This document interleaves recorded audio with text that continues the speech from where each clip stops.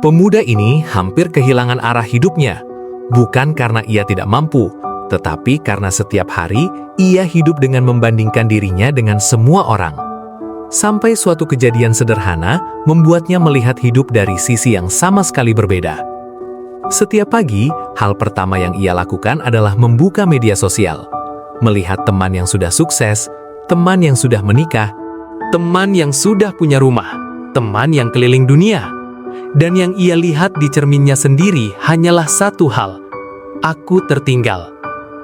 Pemuda itu bernama Rico, dan tanpa ia sadari, ia sudah menjadi budak dari satu kebiasaan berbahaya, membandingkan halaman pertama hidupnya dengan bab ke-20 hidup orang lain. Hari-harinya penuh kecemasan. Setiap keberhasilan orang lain terasa seperti kegagalannya sendiri. Ia sulit tidur, sulit fokus, dan semakin ia menatap hidup orang lain, semakin ia merasa hidupnya sendiri tidak layak dihargai. Sampai suatu sore, ia pulang kerja dengan wajah lelah.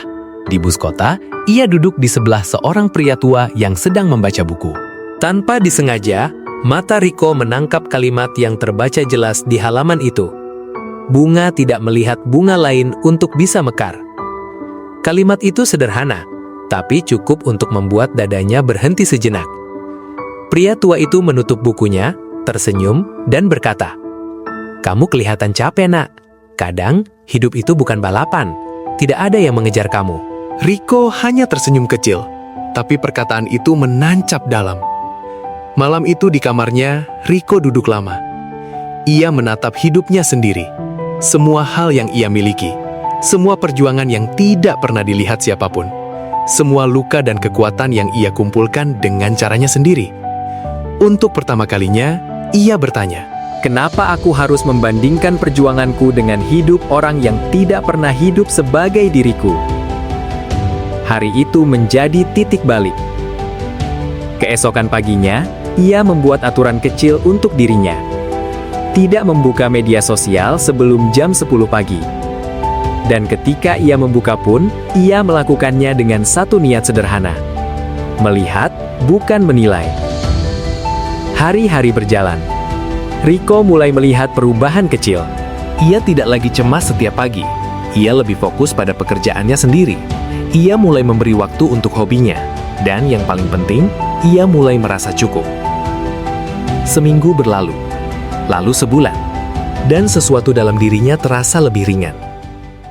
Suatu hari, teman dekatnya berkata, "Kok, akhir-akhir ini kamu kelihatan beda, lebih tenang.